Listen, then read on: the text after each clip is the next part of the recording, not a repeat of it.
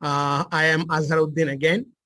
So today I will talk about non-renewable and renewable resources. This lecture will be conducted in English, very simple lecture, and also a very short, okay? So, and after this lecture, I will show you a demonstration how to use non-renewable energy, convert into useful energy, okay? It's a simple demonstration, not an experiment, okay? So, well, let's start, okay? So what do you think about non-renewable resources are? So, well, you probably heard about non-renewable resources.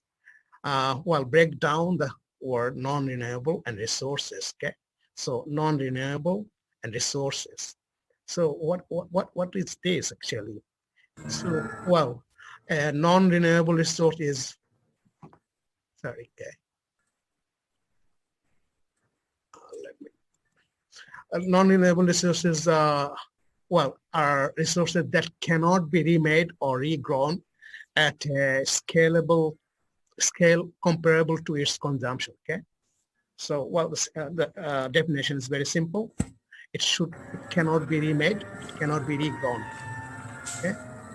So that is non-renewable resources. So we have some examples, nuclear energy. You know that nuclear fission use uranium to create energy. So uranium is an element. It is obtained in the Earth's, in a limited amount, okay? The reserve is limited. So nuclear energy is non-renewable energy resources because once the uranium is used, it is gone. So it cannot use it again, okay? So we started with the nuclear energy, and then we have coal, petroleum, and gas. You heard about coal, petroleum, and gas. They are very common non-renewable resources. Coal, petroleum, and natural gases are considered non-renewable because they cannot be replenished in a short period of time. That's why they are also called fossil fuel.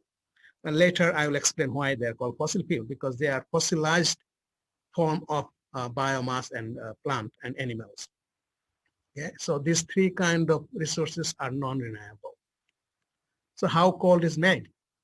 So 3 million years ago, before the dinosaur, many giant plants, big plants died in swamp.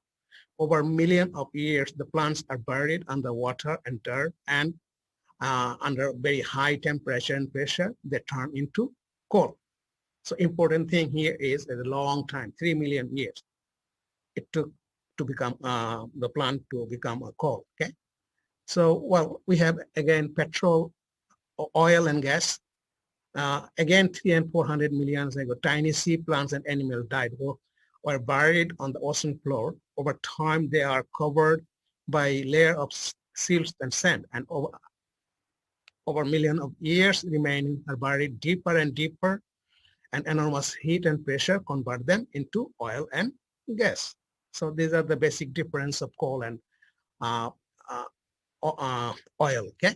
So you understand what is the difference between coal. Coal is produced from plant, and oil are produced from tiny sea animals and sea plants, okay? So if non-renewable resources are resources that cannot be remade at a scale comparable to its consumption, what are the renewable resources then?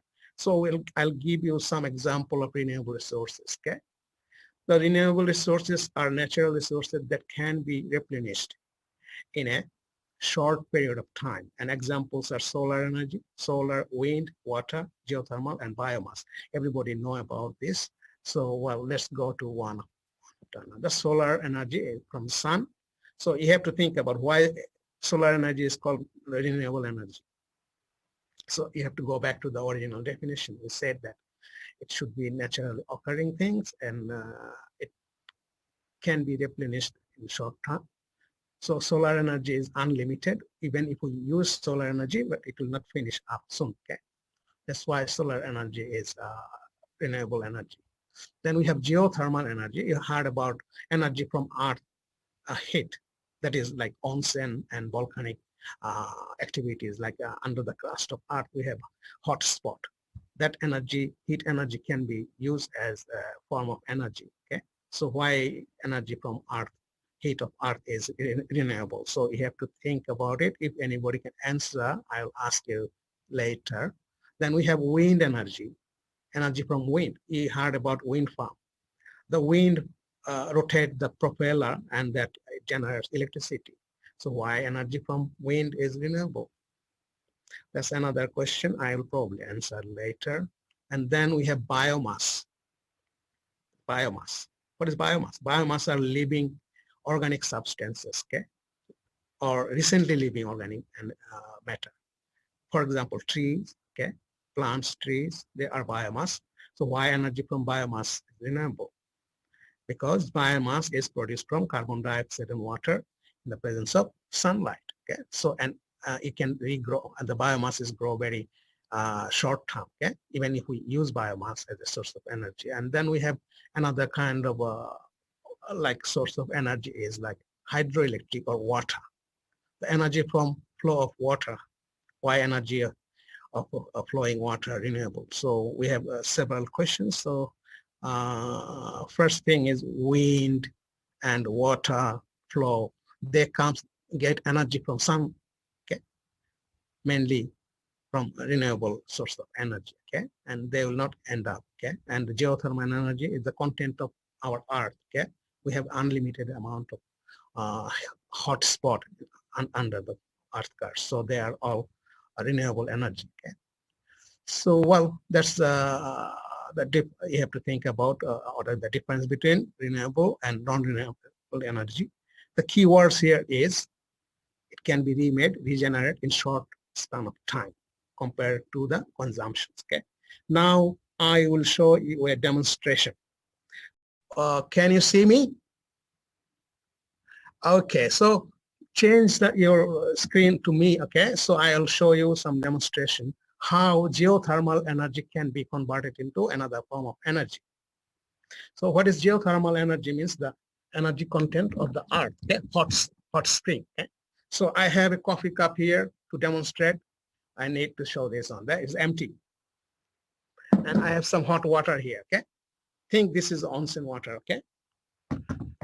And I have another thing is called an Starling engine, okay? A wheel. It has some piston, okay, and cylinder, okay? So this demonstration will show you how thermal energy can be converted into mechanical energy, okay? You learn what is called gas law in high school, okay? If you heat the gas, it becomes expand and it can rotate things and turn the mechanical energy, okay? So I put some water there, okay? My coffee cup, okay? And the temperature here is, well, I have a thermometer, okay? So the temperature of the water is 83 degrees, okay? 83. So I have this water, okay? My coffee cup. And let's see what happened if I put my engine there, okay? What do you expect? This should move, okay?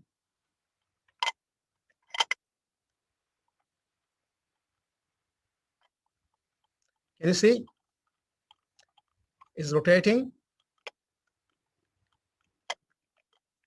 Okay, it will keep going, okay, for quite a while, okay? Can you see? The energy, heat energy is expanding the gas inside this cylinder. And then this wheel is rotating, okay? So this is an example. If we have thermal energy or hot spot, we can convert that hot water into useful energy. This rotation of a wheel you can generate electricity from there, okay? So this is a simple example how we can use renewable energy and use it into useful energy.